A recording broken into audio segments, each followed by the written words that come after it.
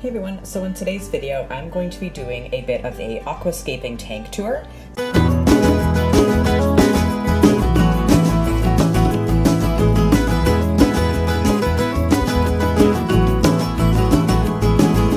And I'm going to just be showing each plant and kind of explaining a little bit about it, whether it's beginner plant, the light requirements, and how to propagate it. So I'm going to start in the front and then I'll slowly work to the plants in the back, just so I can kind of keep everything in a systematic and orderly fashion. Let's get right into it.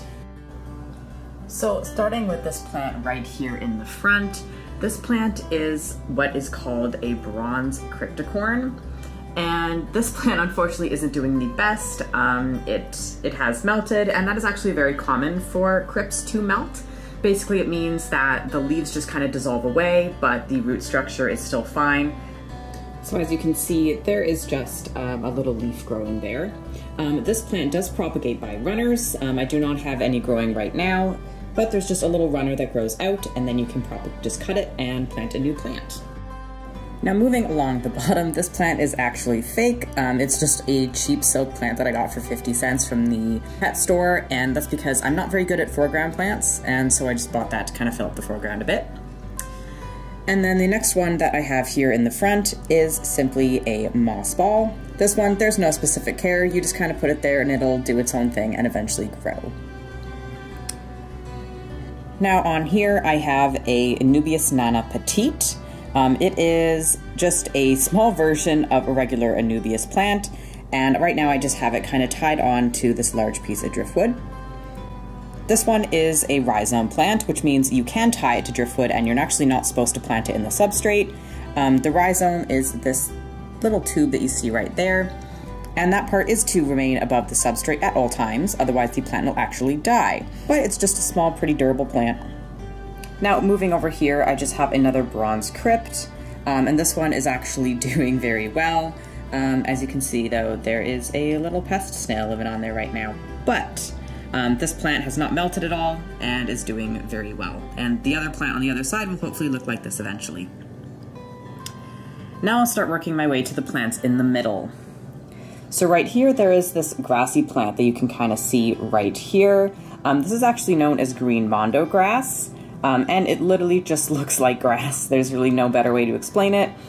This plant I'm pretty new with. I just planted it in my tank a couple of days ago.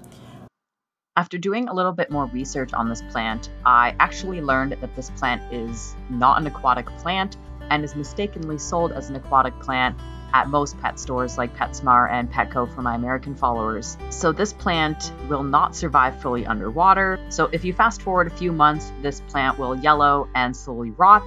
Don't buy this plant if you want to have it the look that I currently have right now, because it won't work out, which I'm kind of sad about. I like this plant. Now moving over to the back here, this is a Anubias Nana plant. So it's just the larger version of this plant right here. This one is pretty new. I just propagated it from the parent plant not too long ago. So it's kind of growing bigger, but it's still on the smaller side right now. And that one is just wedged between two pieces of driftwood. Now the next plant that I have here is my Rubin Sword.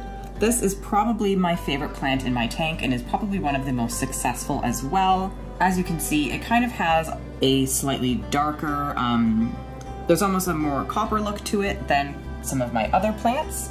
So I really like the contrast of it, but I really like how it kind of fills up the middle of my tank so well. This plant apparently also propagates by rhizome division. Now moving on, I've got this lava rock and I've got another Anubias Nana Petite tied on there. And then moving right here, this is my Anubias Nana plant. This is the one that I propagated the other Anubias Nana from. As you can see, when you propagate it, you literally just cut off part of the rhizome and it will continue to grow just fine. And the other part will start growing as its own plant. So that's just how you propagate that one. Now moving up, as you can see, I have this plant that's kind of going from the top of the tank all the way to the bottom. This one is actually Hornwort, and I have it as a floating plant, even though it can be submersed or floating. Now this plant is a stem plant. A little shoot will come off and you can just cut it off, and that's how you propagate it. And then since we're up here, I also have some Moneywort. It is also a floating plant or a plant that can be submerged. And so I chose to have it floating up there just because it wasn't submersing very well, and it's actually doing better up here as a floating plant. So that's why I have it up there. And Moneywort is a stem plant. You just cut it off and bury the piece in the substrate, or keep it floating and it can grow roots or not. And now I'm going to show you all the plants that are in the back to the best of my ability. Back here, this large plant with the very large leaves is a Amazon sword. There are various types of Amazon swords. This plant can grow as high as around 20 inches and is a very beginner plant. Amazon sword, I believe, is propagated by rhizome division.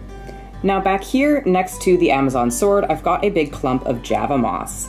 Now this Java moss started very small, and I was able to grow it up quite large, and I've got another portion of it on the other side of the tank as well to keep it uniform. So moss is pretty hard to kill. Now the next plant that I have here right next to it is some Sagittaria. This is Sagittaria subulata, or Dwarf Sagittaria is also what it's called. This plant is propagated by runners, and I have quite a few plants that I have successfully propagated from this parent plant on the other side of my tank, which I'll show you in just a moment. This plant right now doesn't have too many long ones because it recently melted as well, just like the crypt. These plants are known for melting. But I do have some shorter growth down at near the bottom that hopefully will grow tall again soon. Now moving into the very middle back, I've got this large piece of Java Fern. How you propagate Java Fern is merely just rhizome division as well. You can just cut a small piece off from the roots and tie it to something and it will start growing as well. This is another plant that doesn't really like to be submersed. It's important to make sure you have the main ball of roots out of the water. Very much another beginner plant. Out of all these plants in my tank, the Java Fern, the Amazon Sword, and the Anubias are definitely very good beginner plants that anyone can probably grow.